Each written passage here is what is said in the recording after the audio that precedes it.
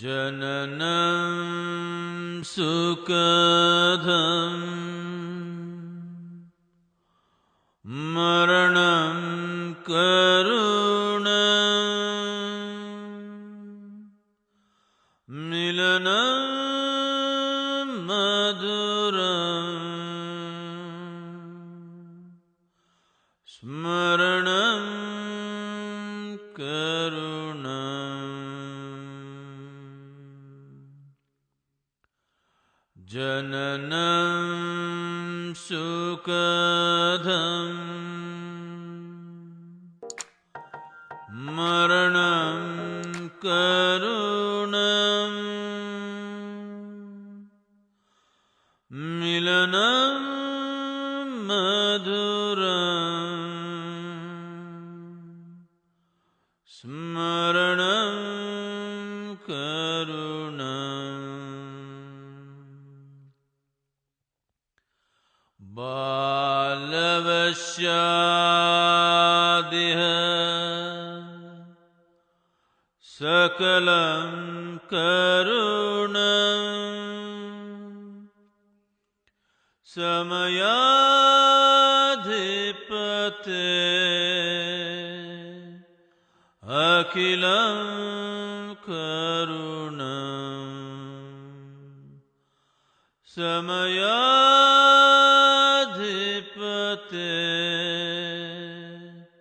akilam karunam.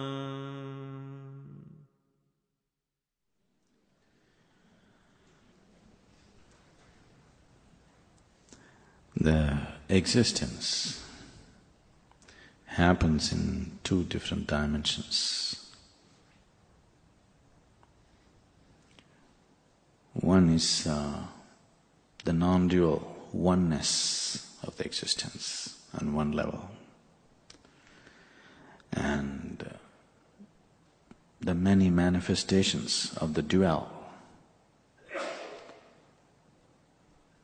All the manifestations, the various types of manifestations that you see as life today, fundamentally rooted in the duality. Because there is two, there is many. If there was one, there would have been only one. When I say two, the duality is like light and darkness, male and female, life and death. Because the two is there, all the games are happening. If there was only one, there wouldn't be any game, there would be just existence. The many manifestations, as I said, are fundamentally rooted in the duality. Once duality comes, sex comes. When I say sex, probably in most people's mind, the man is thinking of a woman, the woman is thinking of a man. It's not like that. The birds are blooming, it is sex. Because what you call as sex is, the duality is trying to meet. And in the process of the duality meeting, there are also certain functions that the nature wants to fulfill, like procreation and survival of that species. Always the duality is trying to meet, because what was one has manifested itself as two. Now there is a longing to become one all the time. This longing to become one finds expression in many ways. When you're young and your intelligence is hijacked by your hormones, sex will be the way, physical sex will be the way. When you become middle-aged, when your intelligence is hijacked by your emotion, then love is the way. When you transcend all this, then if you seek the same union in a much higher level of awareness, then we say it's yoga or the divine. There are many names. Now, these two energies, which in the human race we are calling as male and female, which in every way we are referring to the same way, always constantly trying to come together. At the same time, except for this longing to be together, there is nothing common between them. They're lovers and enemies at the same time. Constantly this is going on because they're opposites. If they look for similarities, there is nowhere, no common ground. But the attraction of the opposite is always there. What you call as opposite is always a relative thing. The whole process of what we are referring to as sex is just two opposites making an attempt to become one. The intention of sex is good, but the method is hopeless. Never are you going to really become one. The intention is fine, that you want to become one, but the method is quite hopeless, isn't it? Pleasure is involved, so it draws people, but oneness never really came. So we are trying to meet in other areas of emotion and intellect, trying to find some common ground. We like the same things, we like the same kind of ice cream, we like the same color. Like this, people are trying to find a common ground. But actually there is no common ground.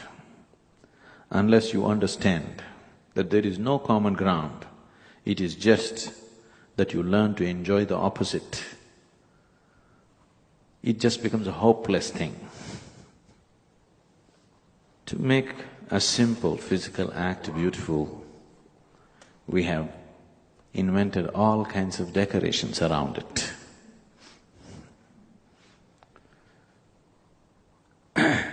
Without those decorations, most people would be unwilling to get into this physical act.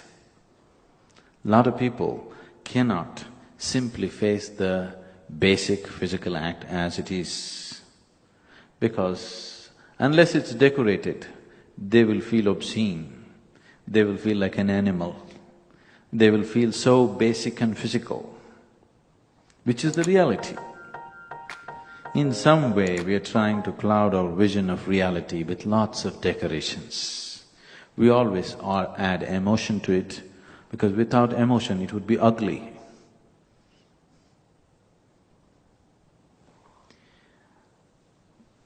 Today in the modern world,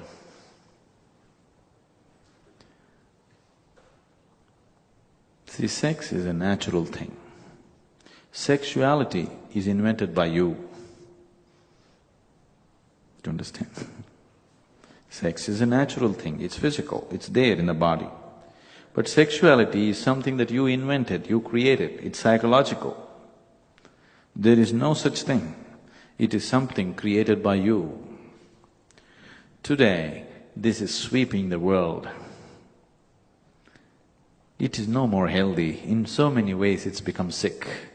Because if sex is in the body, it's fine, it's beautiful.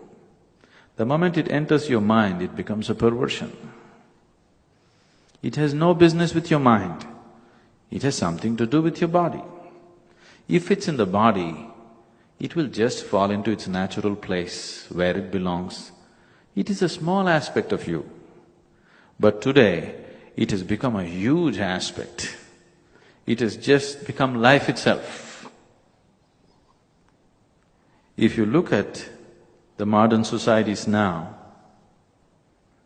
I would say probably 90% of human energy is being spent either pursuing sex or avoiding sex, whichever way.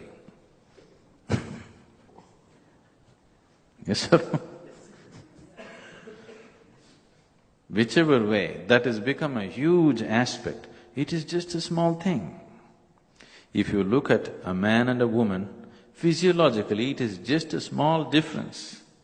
Like somebody said, either the pocket is in or the pocket is out. With one the equipment is inbuilt, with another the equipment is hanging out. You made such a big issue out of it, you know.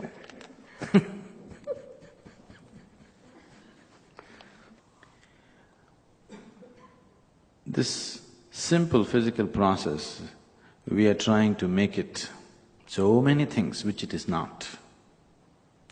It is just nature's trick to reproduce. Because if this attraction was not there, you wouldn't reproduce. The species would end right now.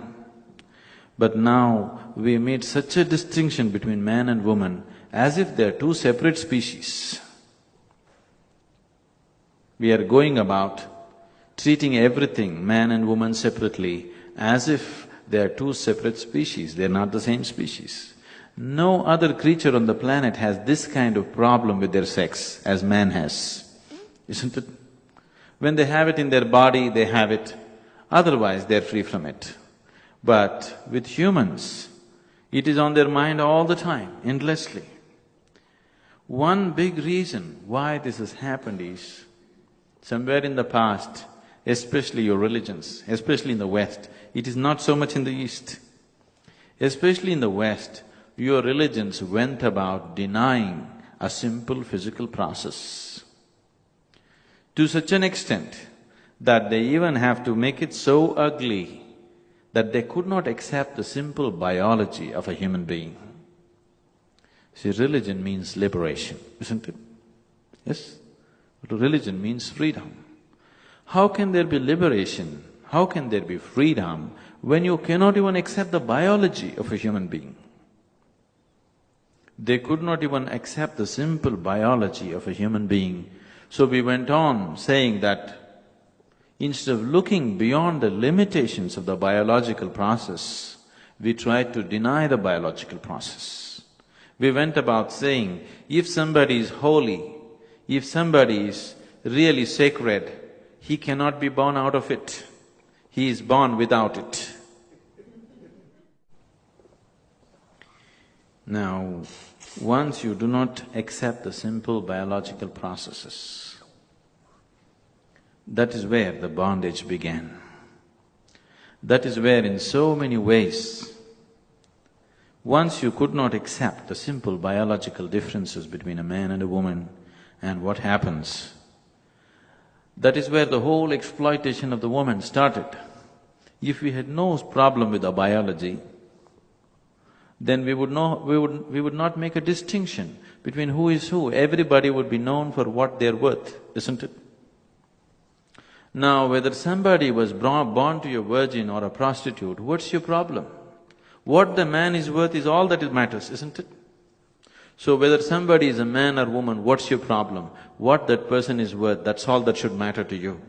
Only because you could not accept the simple biological processes, that's where the distinction, that's where all the exploitation started.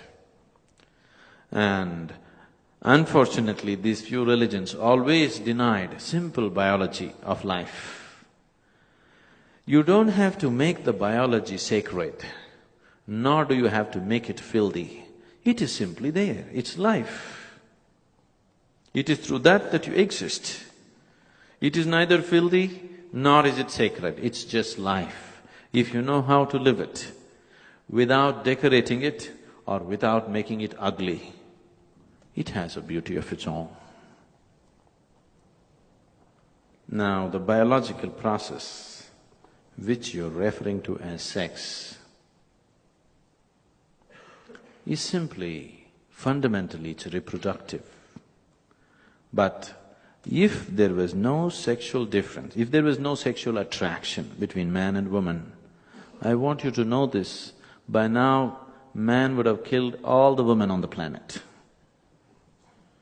Not one would have existed, they would be extinct by now.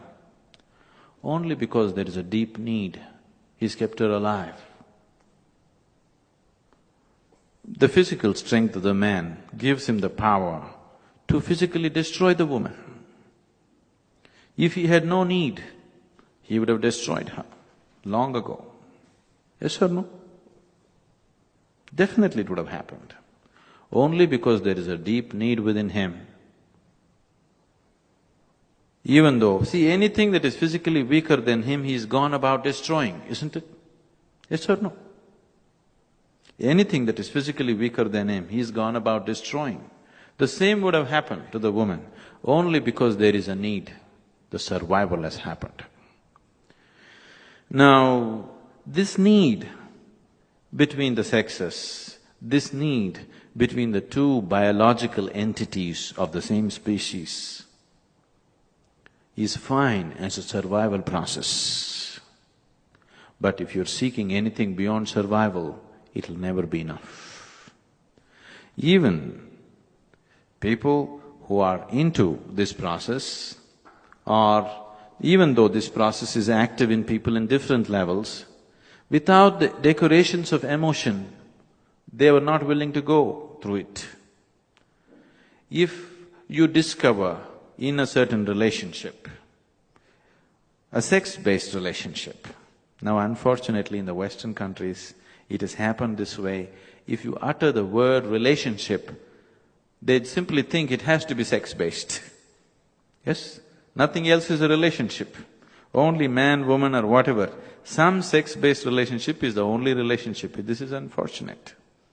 This has happened because your identification with the body has become so strong. As you get more and more identified with the body, sex or sexuality becomes more and more important. As you become less and less identified with the body, you will see the sex recedes. You see in your own societies, somebody becomes very intellectually active, he becomes identified with his intellectual process. Do you see the need for sex recedes in that man? Somebody who is physically identified with his body, in him the needs are very heavy. It's always so. Where you're identified, it is through that everything functions in you.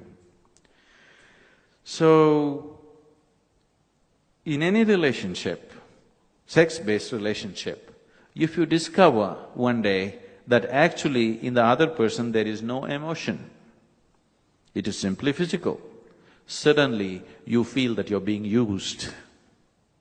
Yes, is it so? After all, it is sex, it is physical. That's all it can be. But without the decorations of emotion, you will feel that it's not good enough, it's an abuse. In sex-based relationships, what is usually passing off as love is just a mutual benefit scheme. You give me this, I'll give you that. If you don't give me that, I won't give you this. It's like this. One day, Shankaran Pillai went to the park.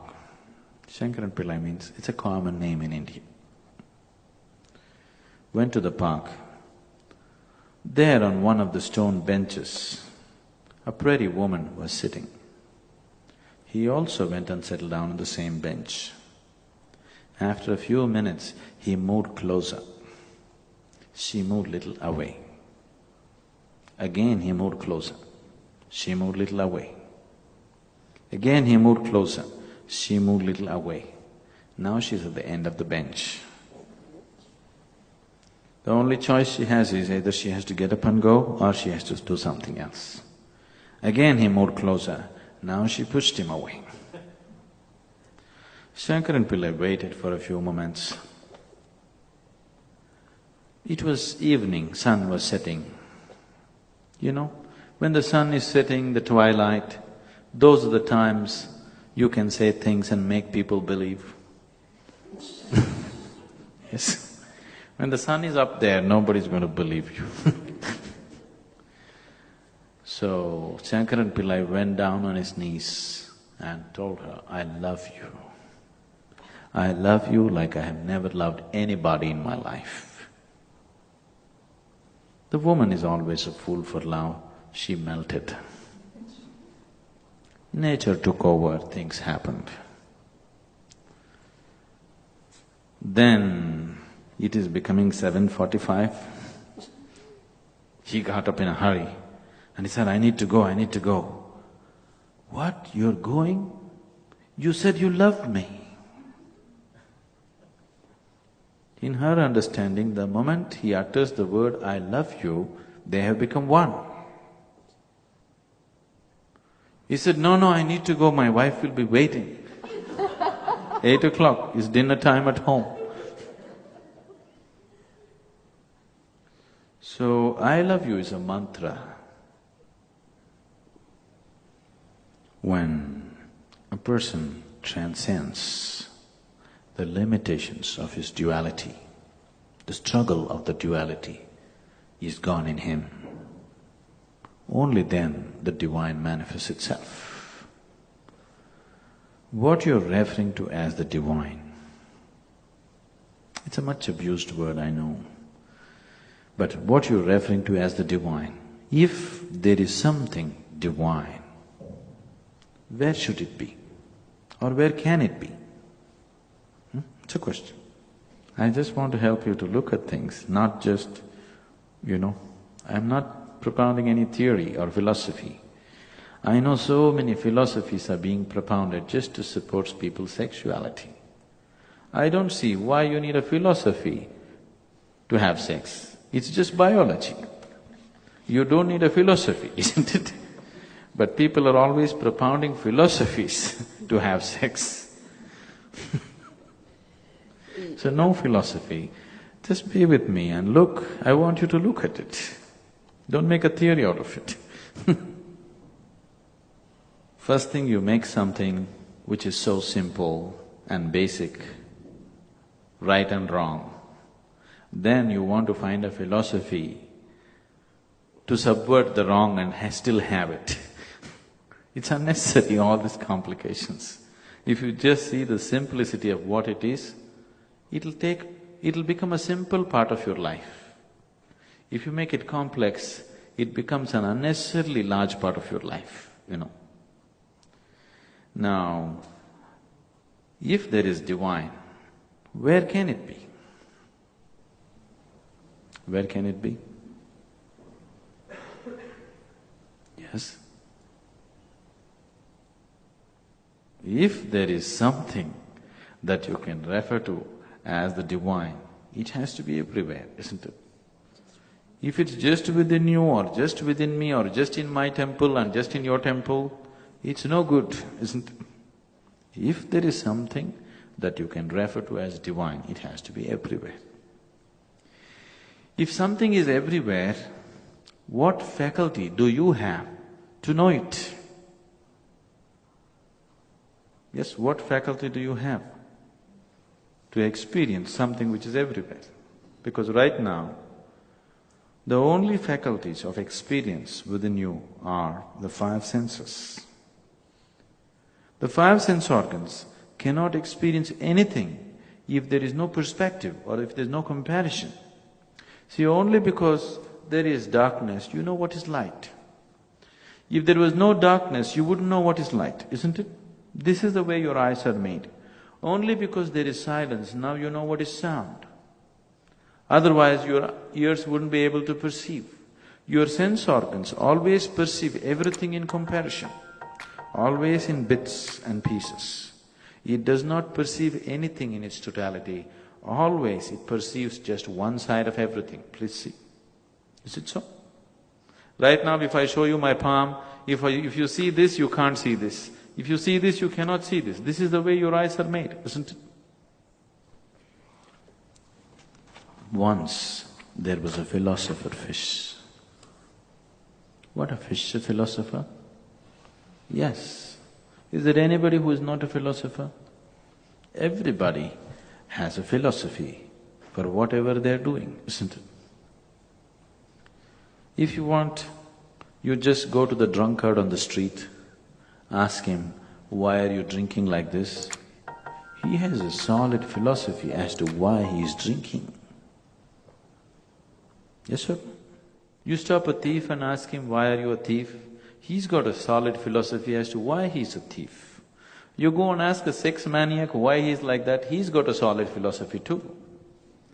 For whatever nonsense that anybody is doing, they have the support of a philosophy of their own. Without a philosophy, you cannot continue to do stupid things all your life. Your intelligence will not allow you to do it. If you have a philosophy, you can go on doing the same thing every day, not thinking about anything. Especially if you get God's stamp on your philosophy, you don't have to turn back and look, you can just go on doing the same stupid things endlessly. Yes? Yes or no? The moment you get God's stamp on your philosophy, you are through. You don't have to use your intelligence anymore. You don't have to wonder what nonsense are you doing with your life. You are just clear. Do you see the clarity on such people's faces? This is so with anybody. It doesn't matter which religion, which nonsense you belong to. The moment you get God's stamp on what you believe in, that's it. You don't have to apply your intelligence and see what are you doing with life. You can just go on. So even a fish, a philosopher. One day this philosopher fish is in great misery, sitting in one corner and thinking badly. I see that a lot of people are into lots of thinking here, endless thinking, it's all flying around here, your thoughts. So into deep thinking and misery. Another fish came by and he asked, "Oh philosopher, why are you so miserable? What has happened to you?" He said, "Oh no, I'm in deep trouble." "What's the trouble?" He said, "Wherever I go, people are talking about the ocean. I wanted to see this ocean, so I went every which way I could go, but I don't see the ocean. Where is it? Everybody's talking about it." Now the problem is he is in the ocean, he is part of the ocean, he is ocean in so many ways.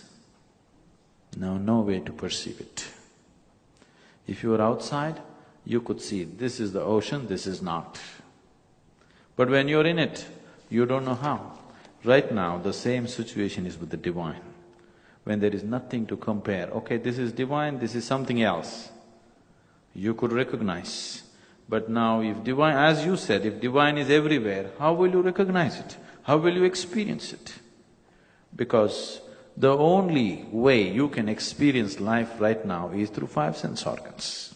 Yes, is it so? So that which is everywhere, how to experience that, how to know that? Within the limitations of the five sense organs, there is no possibility.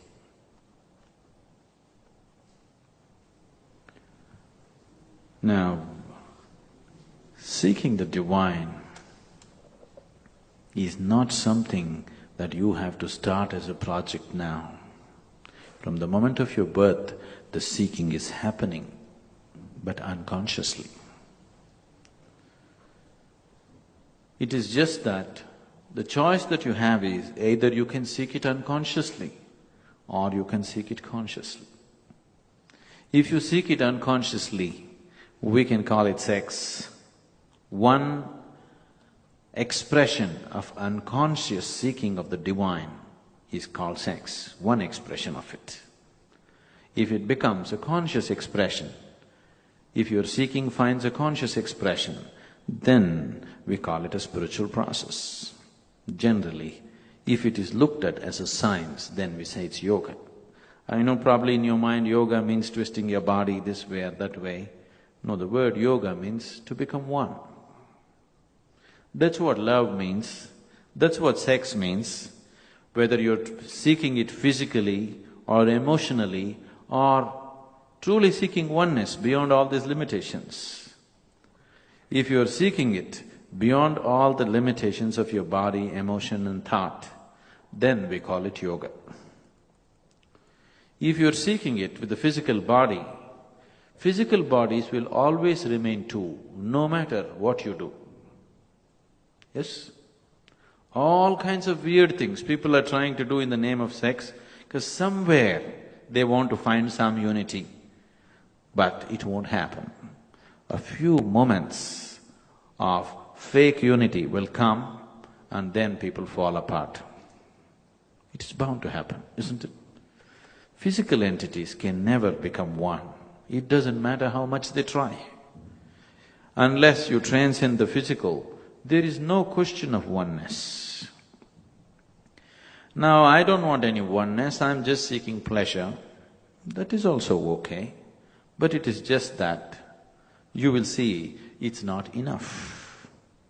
I am not saying there's anything wrong with it. It is just that this human being will not be satisfied with it. It wants something more, isn't it so? Yes? Just the physical pleasure is not enough, it wants something more. What is that something more? Something more than what this little person has become. Physical body means a bondage because in this vast existence, this little body is a separate entity. If you're identified only with this little body, then there is a sense of insecurity, there's a sense of feeling lost. I would say at least 60% of the sex in the world is happening out of insecurity and nothing else. Not out of love, not out of anything else, not even for pleasure. It is insecurity. Two bodies coming together feels little secure for at least a few moments.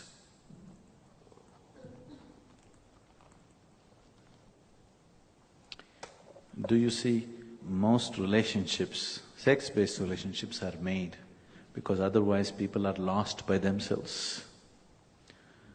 Isn't it so? By themselves they're totally lost. They don't know how to be by themselves.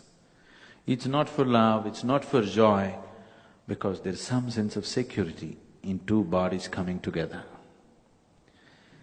One thing I see is, see, with all the affluence, for example, here on the streets, what I'm seeing is, with all this affluence, with all the comfort that has come to the Western societies compared to other parts of the world, you see so much more insecurity on people's faces than anywhere else in the world. This is the reality. If you have not traveled around, this is actually the reality. Here on the streets of a metropolis like Paris, you see so much more insecurity on people's faces than a beggar on the street in the Eastern countries. It is so. This has happened simply because slowly the cultures took on too much of physical identity, too much identified with their own physical body. The more and more you get identified with your physical body, the more and more insecure you become, because this body is never safe. Next moment, it may be anything, isn't it? Once your identification is limited to the physical body, then insecurity is the natural way, and naturally the need for sex will increase dramatically when people are insecure. Now, seeking a spiritual process does not mean going to the temple, does not mean believing what your father said, does not mean believing what your priest said, does not mean believing what your book said, whatever the so-called sacred books of the world. It simply means that you are seeking tools to go beyond the limitations of five sense perceptions and experience something more than the physical. That's what spiritual process means.